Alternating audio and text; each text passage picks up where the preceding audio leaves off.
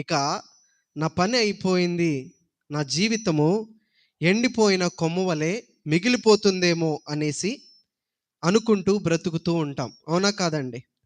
అట్టి వారితో ఈ యొక్క ఉపవాస ప్రార్థనల 2వ రోజున ప్రభు మాట్లాడుతున్న విషయం ఏంటంటే, యోబు గారు కూడా ఎన్నో శ్రమలు పడ్డాడండి.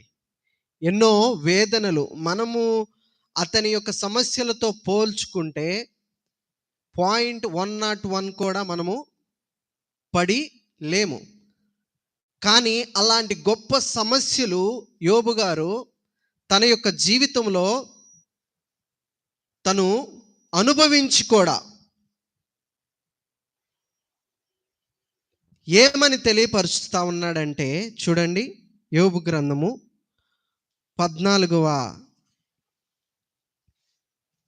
అధ్యాయము 7వ వాక్యము నుంచి మనం చదువుకుందాం.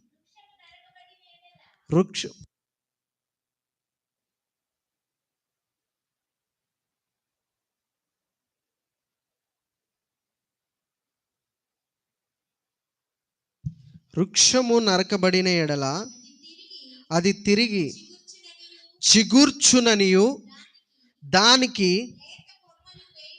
లేత కొమ్మలు వేయుననియు నమ్మకము కలదు. ఇంకా దాని వేరు భూమిలో పాతదైపోయినను దాని అడుగు మొద్దు మంటిలో చీకిపోయినను నీటి వాసన మాత్రము చేత అది చిగుర్చును. చాలండి, చదవబడిన వాక్య నిమిత్తం మనం ఒక చిన్న ప్రార్థన చేసుకుందాం. ప్రభువా, నమ్మకం కలిగిన ప్రభువా, నీ యొక్క నామమునకు లెక్కలేని వందనములు, స్తోత్రములు. చదవబడిన ఈ వాక్యము ద్వారా మీరు మాతో ఏమైతే మాట్లాడదలుచుకున్నారో ధారాళముగా సూటిగా మాట్లాడండి. నైనా ప్రభువా, ఓదార్పు లేని వారికి వాక్యము ద్వారా ఓదార్పుని, నెమ్మది దయచేయండి.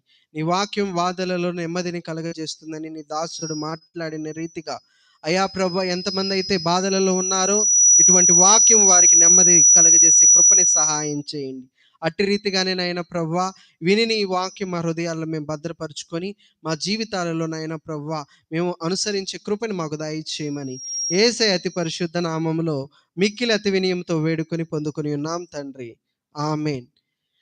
ప్రియులారా, దేవుని జనాంగముగా ఉంటున్న మనము ఏం నమ్మాలి అంటే, మోడుబారిన జీవితాన్ని చిగురింపజేసి దీవెనకరముగా మార్చే దేవుణ్ణి మనము పూజిస్తున్నాం, ఆరాధిస్తున్నాం అని నమ్మాలి.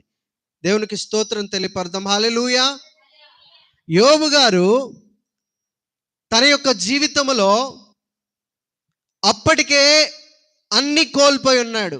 బిడ్డలను కోల్పోయి ఉన్నాడు, ఆస్తిని కోల్పోయి ఉన్నాడు, ఇంకా సమస్తాన్ని కోల్పోయి కూడా తన యొక్క జీవితాన్ని దేని సాదృశ్యముగా పోల్చుకుంటూ ఒక నరకబడిన చెట్టుని పోల్చుకొని చెప్తా ఉన్నాడండి. నరకబడిన చెట్టు అని ఇక్కడ మనం చూస్తున్నాం. వృక్షము నరకబడిన ఎడల అది తిరిగి చిగుర్చుననియు దానికి లేత కొమ్మలు వేయుననియు నమ్మకము కలదు. దేవునికి స్తోత్రం, హల్లెలూయా. ఇక్కడ నరకబడిన వృక్షము అంటే నరకబడిన ఒక చెట్టు అన్న పదాన్ని మనం చూస్తామండి. ఈ నరకబడిన చెట్టు అనుభవంలో మనము చాలా మంది ఉన్నాం. ఈ నరకబడిన చెట్టు సమాధాన లేమిని సూచిస్తూ ఉంది ఈ రోజున. ఈ నరకబడిన చెట్టు కుటుంబాలలో ప్రేమ లేని తత్వాన్ని చూపిస్తూ ఉంది ఈ రోజున. ఈ నరకబడిన చెట్టు అప్పులలో కూరుకుపోయిన ఊబిని సూచిస్తూ ఉంది ఈ రోజున. ప్రియులారా, ఎన్నో ఈ నరకబడిన చెట్టు మనం చూస్తూ ఉంటే ఈ నరకబడిన స్థితిలో